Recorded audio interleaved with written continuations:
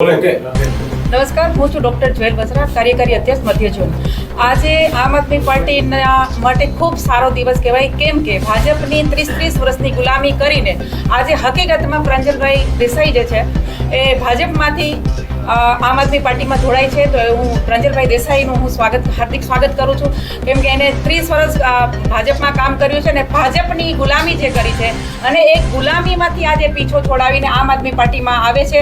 તો એમને અમે અમારી પાર્ટી એને સહજ સ્વીકારે છે અને આગળથી હું પ્રાંજલભાઈને કહીશ કે એને જે ભાજપની જે ગુલામી કરી છે એ ગુલામીમાંથી કેવી રીતે એ છૂટીને અહીંયા આવે છે અને એને શું કામ એને ગુલામીમાંથી છૂટવું છે, એના માટે પ્રાંજલભાઈ આપને કહીશ.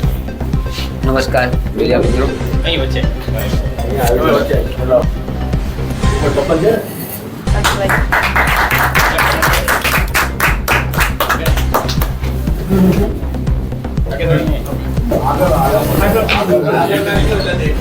તમે આગળથી આવી છે.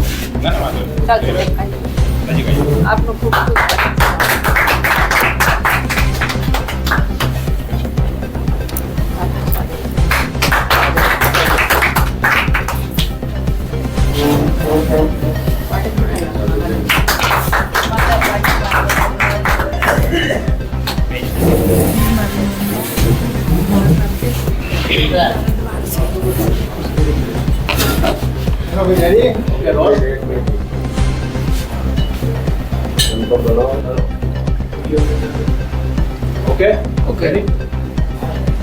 પ્રાંજલભાઈ, તમે આજે આમ આદમી પાર્ટી જોઈન કરી છે, શું વાંધો પડ્યો, શું આક્ષેપ છે તમારા? આક્ષેપની વાત એટલા માટે આવે છે કે મેં 32 વર્ષ ભાજપમાં મેં કામ કર્યું છે. 94 સાલમાં ભાજપ મેં જોઈન કર્યું છે અને 21 દિવસ પહેલાં મેં રિઝાઇન કરેલું છે.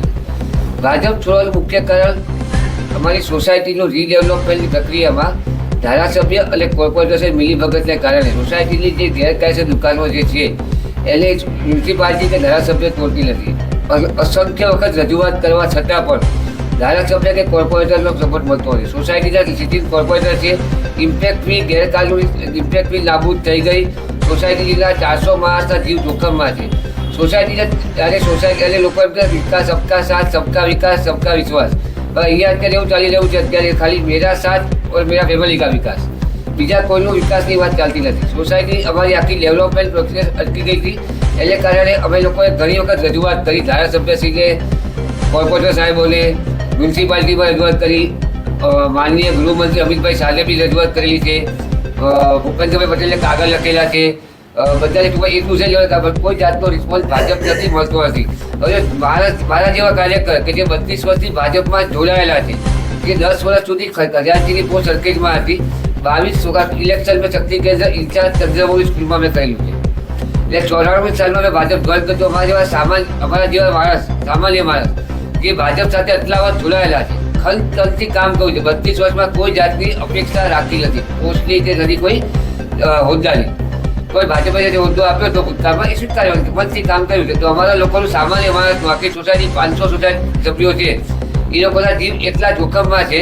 તમે ખાસ આવીને જોઈ શકો છો. 2023માં મ્યુનિસિપાલિટીએ એને રહેવા લાયક સોસાયટી ડિક્લેર કરી, રહેવા લાયક નથી. તો પણ મ્યુનિસિપાલિટીના મિલીભગતને કારણે કોર્પોરેટર એને બધું વસ્તુ દબાઈ રહી છે અને સોસાયટી અત્યારે ડેન્જર ઝોનમાં થઈ ગઈ છે અને લોકો ત્રાહિમામ થઈ રહ્યા છે.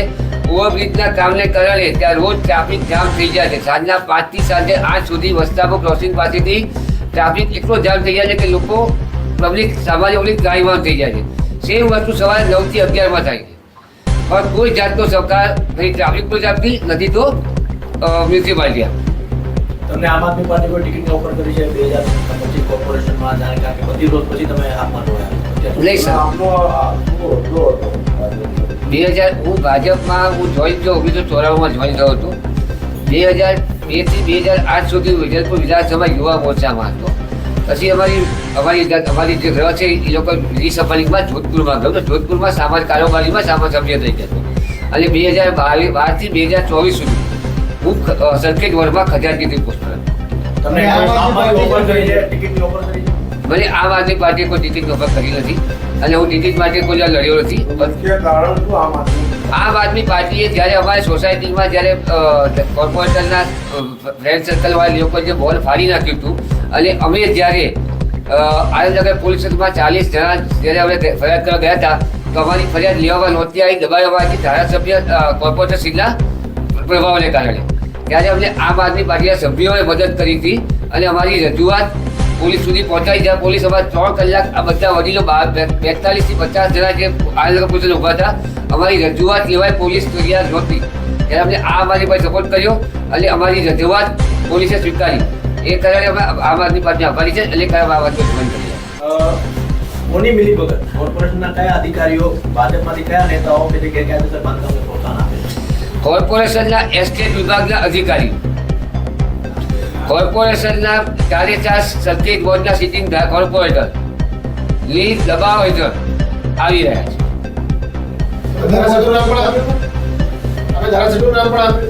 ધારાસભ્ય અમિતભાઈ ઠાકરે ખુલ્લેઆમ સપોર્ટ નથી કરેલો.